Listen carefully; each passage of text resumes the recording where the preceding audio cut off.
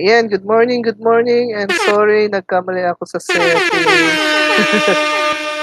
Again, welcome to my ITPE 122 class for the Systems Development.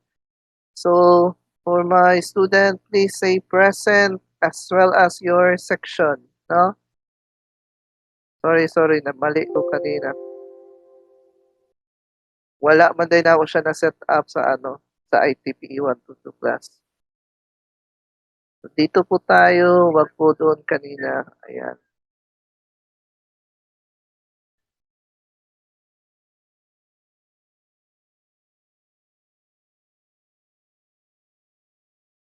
These include your section, Taupan, and Kainya, Taupan.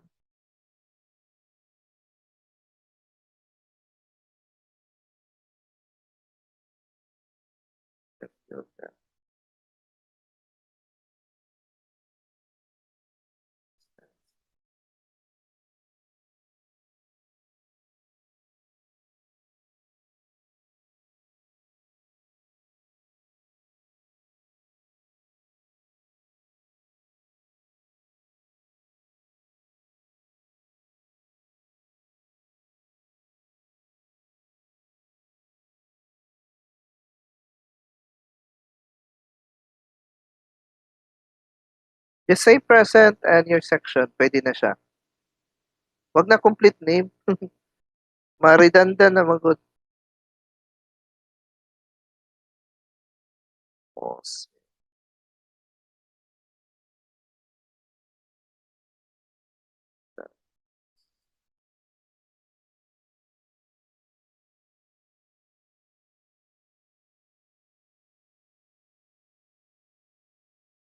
So this afternoon, please prepare your laptop kasi mag-code na ta.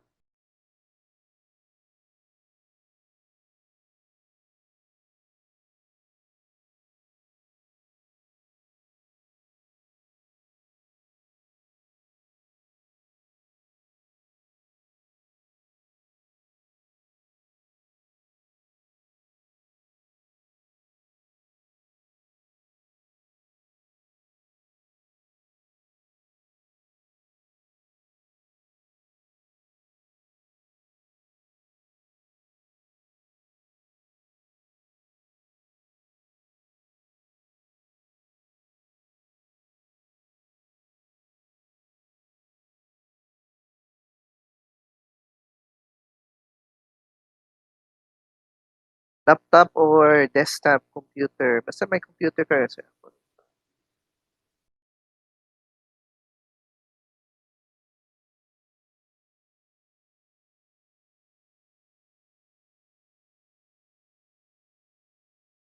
Kinsa man ni si JJ, I hope you are not disturbing our class. I really don't like your message this time. So please, wag po tayo mag-ingay kung hindi ka kasali sa klase namin. No? Thank you so much, JJ. And though I appreciate you are watching on my live.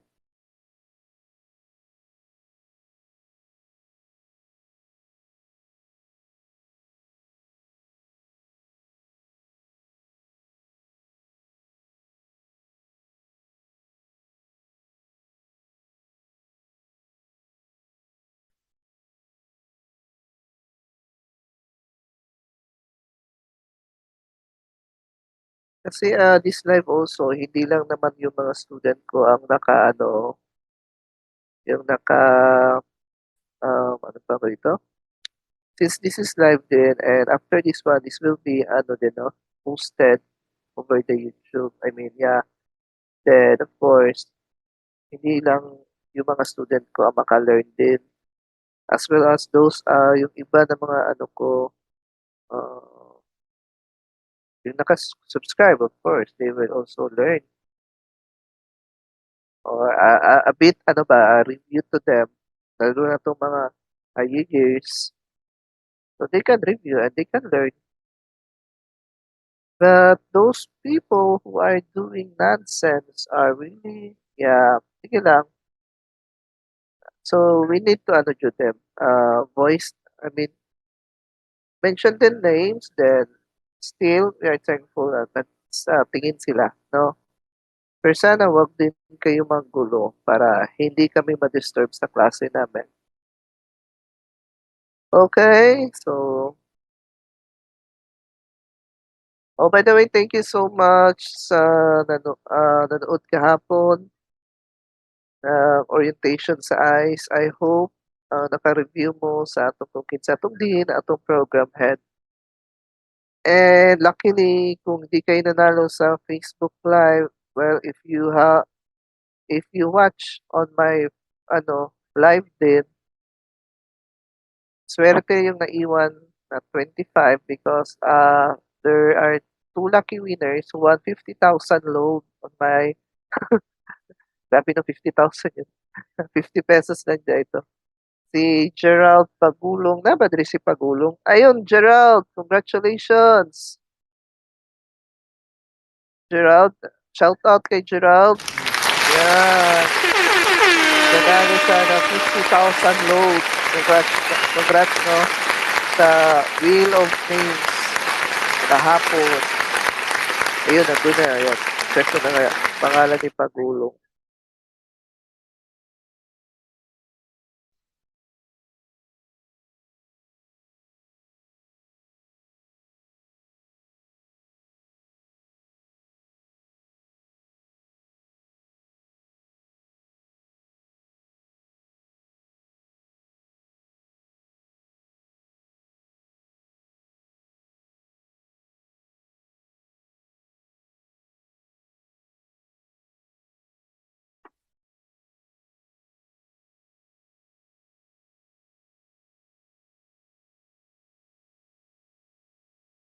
Yeah. Yeah, that's 1 minute para mag-end ang ating attendance and those who are late, I'm sorry. So again, as I've said, I'll be strict in checking the attendance. Um,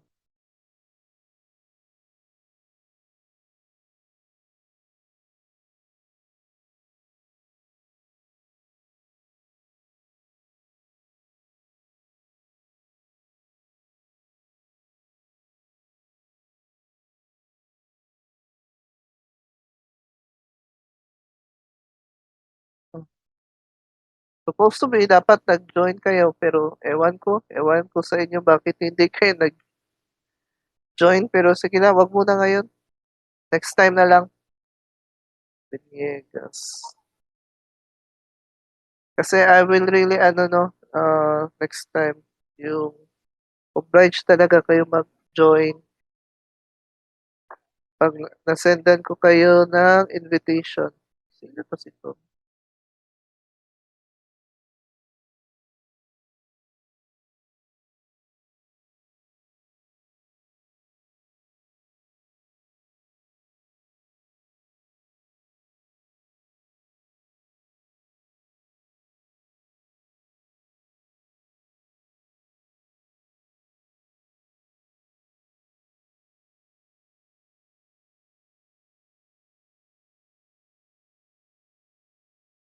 Then, mag-assign po ko mag-check sa attendance. Murag malibat na ko. Sige. Mangita tag video mag-check sa attendance. So, ako nang i-comment diri, attendance is cut off. So, others, ano na, late na yun ha. Wala na silang puntos. Okay. Turno pala to, turno. Hindi, turno. Okay, so at least there are a lot of absent pa din, no? So again, as I always said, that always look at community, no? Sino naman to si JJ ko na? Na-disturb ako sa message ni JJ talaga. Yeah.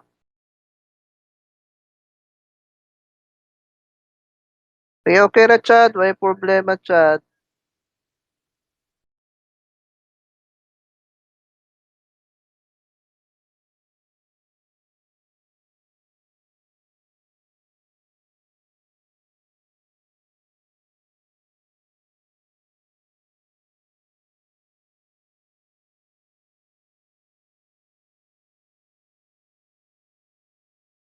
So basta, this afternoon, please prepare your, desktop or laptop for our, start na tayo mag-code, 'no? Then sagunson na jud ni atong code until maka-create na jud ta og, website, okay? So, I was gonna stop my share for a while, then do tayo sa presentation.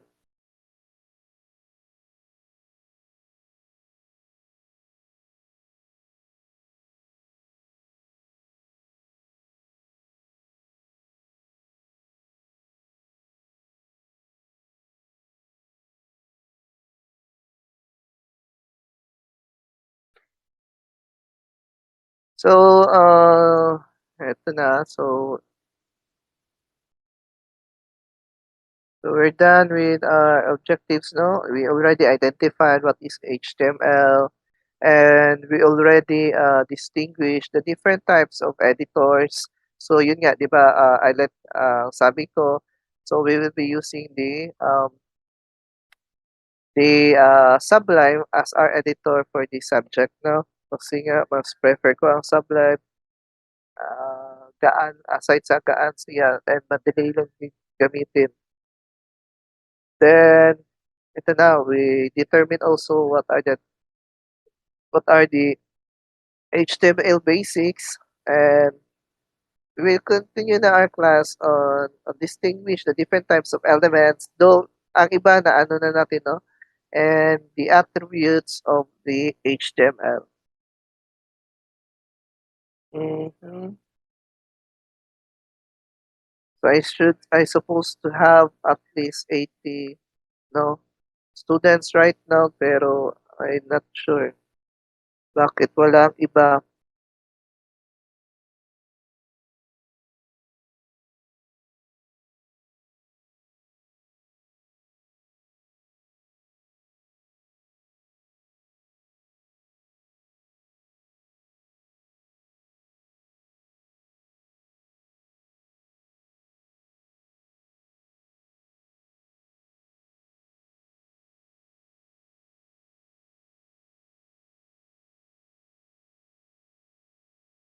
Oh, I should have 86 students who is watching, pero there were only at least 25 ata daw.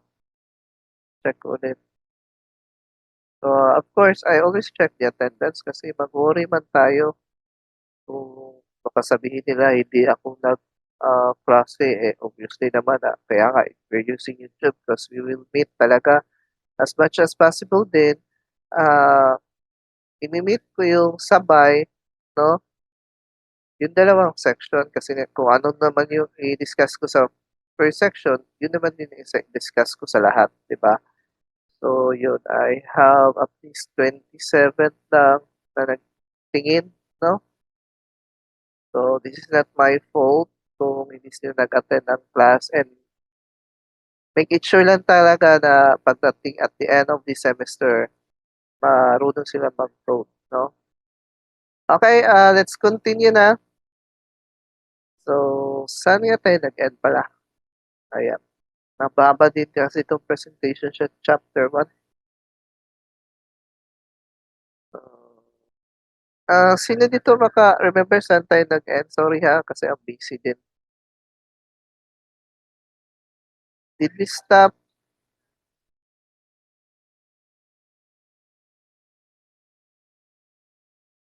Hindi ko ma-recall din. Yun, na-discuss ko na to. Wala pa tayo dito sa nested.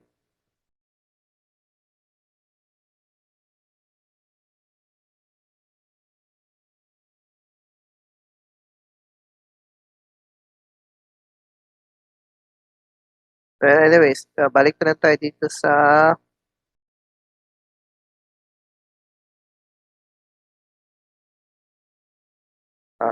dito tayo. Then, para matapos, try natin to dito.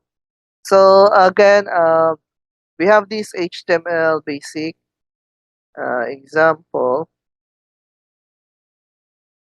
Ayan. Ay, babalik pa siya sa presentation.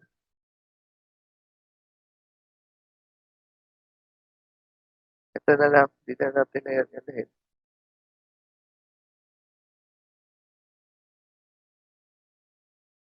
So, how HTML source code, sir? Okay. How HTML source code. Nawala ko kasi yung copy ba?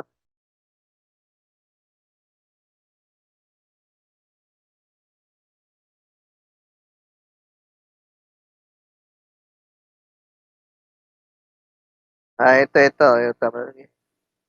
Ito, this one.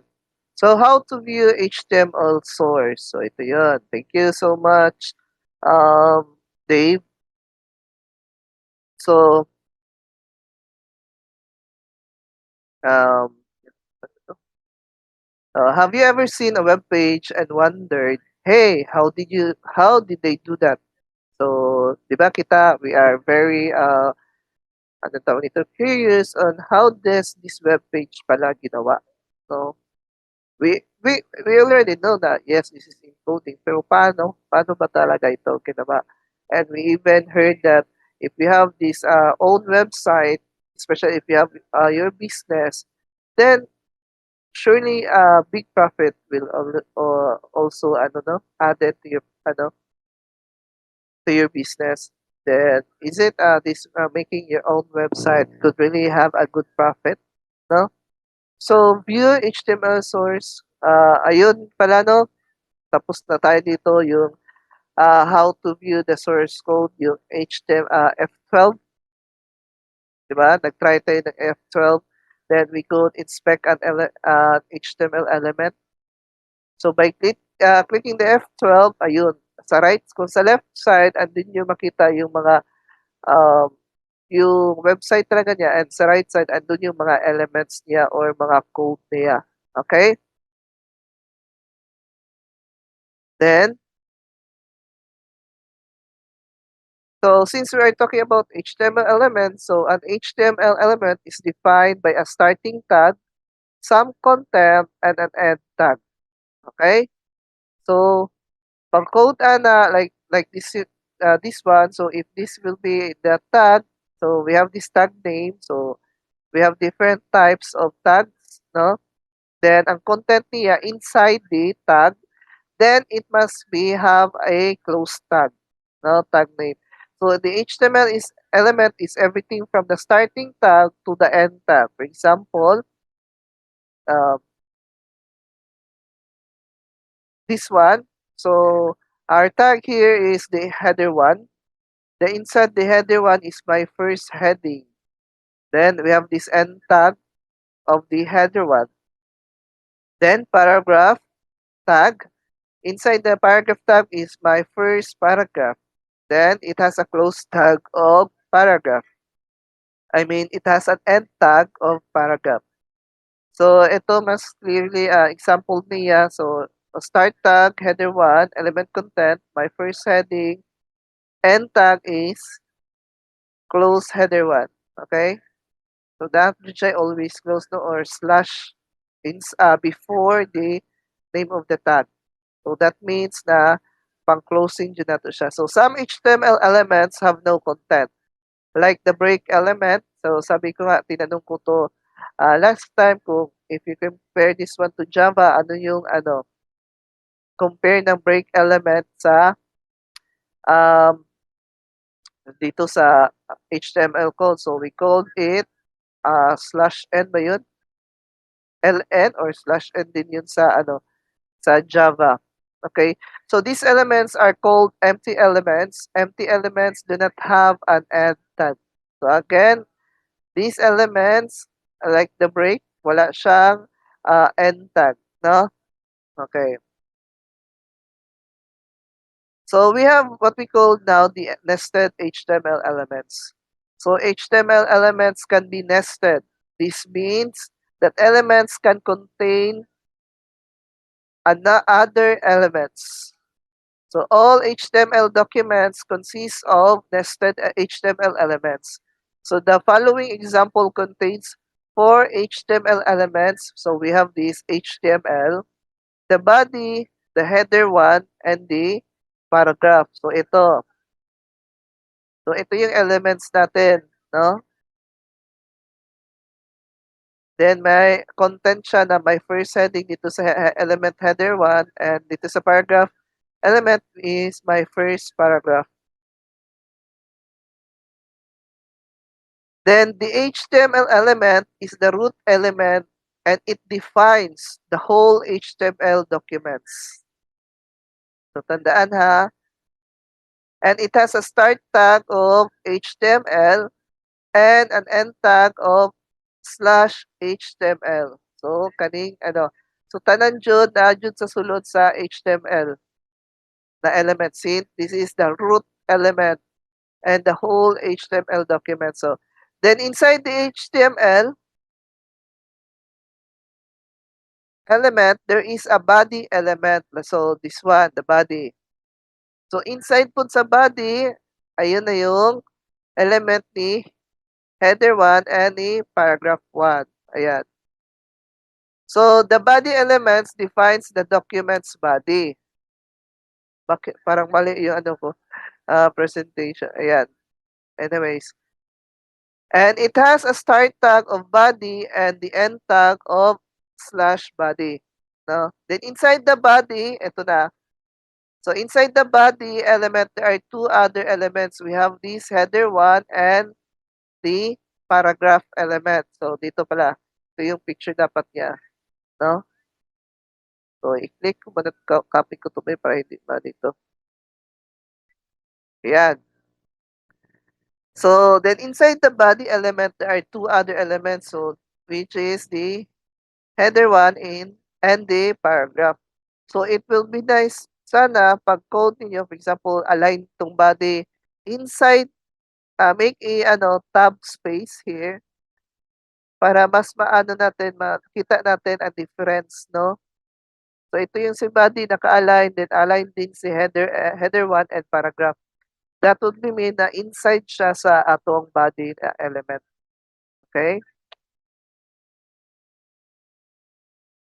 So, we will try naman it this afternoon para hindi kayo malito. Okay? Next is the header 1 element defines a heading. Ito. So it has a start tag of h1 or header 1 and an end tag of /h1 or header 1. Then the p defines a paragraph, this one. And it has a start tag of p and an end tag of /p. So kumbaga atong first heading may kaning header 1 mura siya title nato kung 'di ba maghimo tag essay na medyo na title. So sa example nato sa title we have the school ay sorry tawag ito. Basta yung title sa essay, no? Then after the title sa essay, andun na yung paragraph. Ayan. Ito na yung content, no, na tinatawag natin. Okay? So never skip the end tag. Ito. Please. Some HTML elements will display correctly even if you forget the end tag, no, like this one. So again, dapat align sa HTML, then tab space, si body, then si paragraph, Ayan.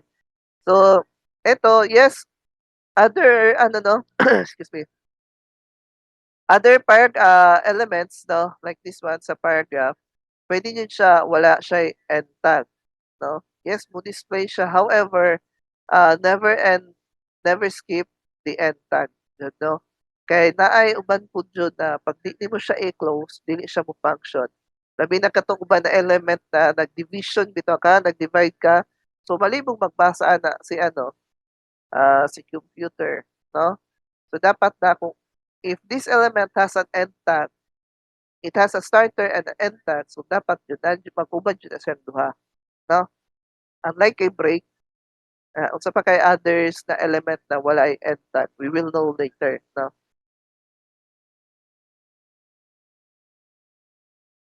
Then empty HTML elements. So HTML elements with no content are called empty elements. Yun na nga. So the break tag defines a line break and is an empty element without a closing tag. Ayan.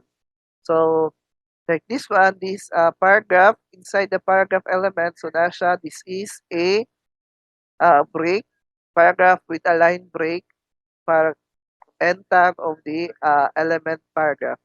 Okay? So, wala na may output ba? Hindi ko pala nalagyan ng output. So, kaya wala tong output kasi nga this afternoon tayo ano, this one, darap na eh. So, this is a break. So, since libutan na to diri ang line break, ayan. So, mo add new line siya, no? Then, paragraph with a line break, ayan. So, mo na pala ang output niya. So, again, ang output, i-open nato siya sa mga browser. Okay? So, nakuha ning break. Of course, kabalo mo taan kay we are familiar with the Java programming, no? In new line man ilaha. So, sa HTML, it's break or line break. Then, HTML is not case sensitive. So, HTML tags are not case sensitive. If, for example, this paragraph, the big letter natin ang P, means the same as small p. Pero sa ako, I would just suggest that small p na lang talaga. Unless sa inside the content of paragraph, need natin mag-capitalize, no? Or big letter. So, pwede. Pero dito sa elements, we know naman na rarely lang talaga na may elements and even sa Java programming na may big, no? Sa big letters ang ginagamit, no?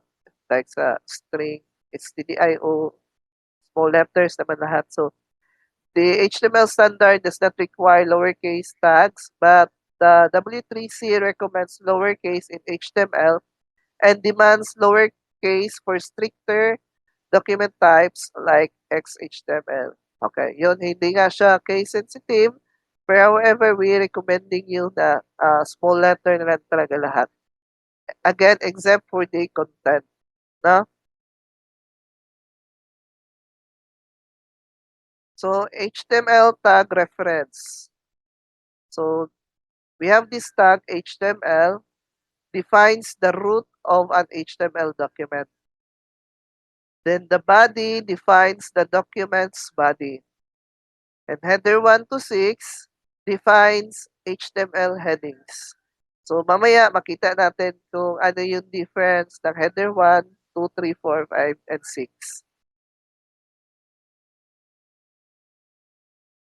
So HTML attributes.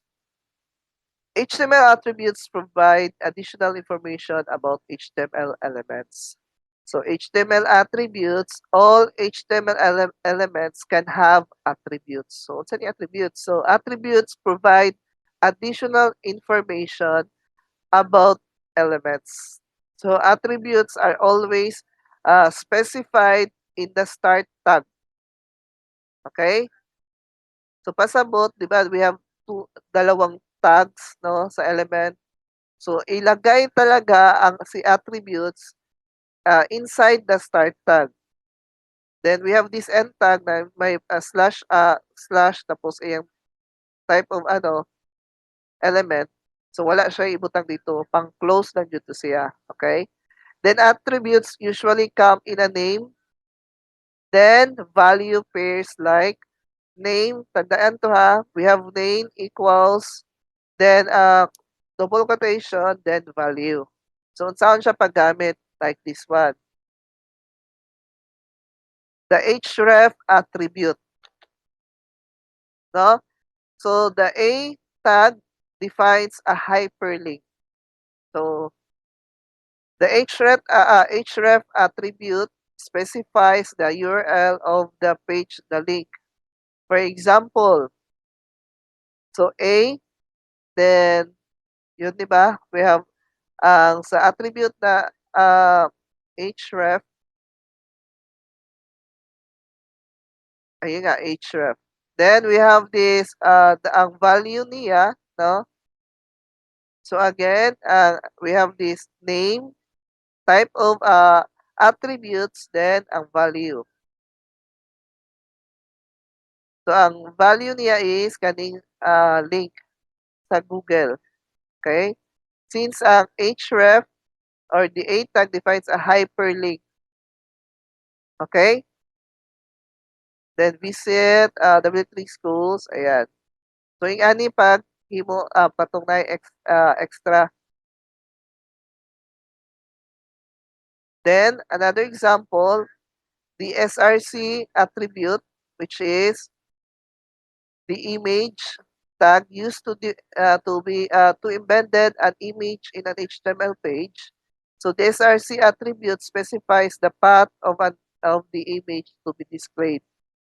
Ayan. So again, the path. So this one, it so happen lang na image then SRC, no, then wala naka-specify ang iyang path kasi nga this one kasi automatic siya sa online. However, we are using atong ano no, i-save na to siya sa ato ang computer. So mamaya ituro ko din kung paano siya uh, hanapin yung path if this image already saved to one of the folders you created. Okay? Kasi ito, I think, dili man siya makita. No, kasi wala man siya naka-specific sa imong ano, local nag-save nimo. Okay? But this is how to use this SRC attribute. Okay, now, ito nga. There are two ways to specify the URL in the SRC attribute. So, absolute URL links to an external image that is hosted on another website. Example, ito. So, SRC equals, so ito na yung, since this is hosted on the website, so kukunin mo talaga yung specific URL niya, no?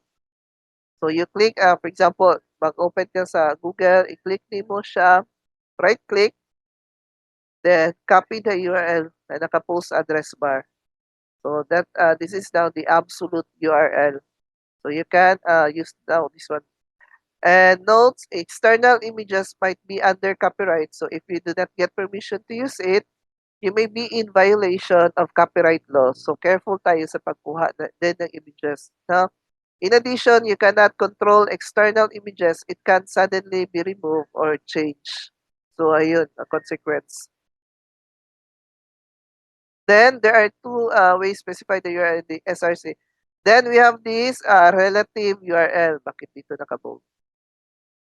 So, relative URL links to an image that is hosted within the website. Here, the URL does not include the domain name. If the URL begins without a slash, it will be relative to the current page. Example, SRC image underscore girl. Since this one kasi na-host naman ko din siya ang website. However, if we are editing it sa ating computer, we call that one sa atong local. So dapat since we're doing it muna pa man sa local natin, no? Naka-save sa ating laptop, we need to find the path sa folder. So ganun lang ka-simple. So if the URL begins with the slash, it will be relatively to the domain name. Example, so usually ang talaga, if the website is already hosted, no? Kanimong site, so usually nandiyan siya sa folder na image. So muna slash images. So that is a folder, no? Then slash image underscore girl.jpg. So careful din tayo to name our specific picture, no, or image. So dapat ka-memorize mo sa iyang name, no? So it is almost always best to use relative URLs. They will not break if you change domain. No? Okay. Then next attribute, we have the width and the height attribute. So the image tag should also contain the width and the height attributes, which specifies the width and the height of the image in pixels. So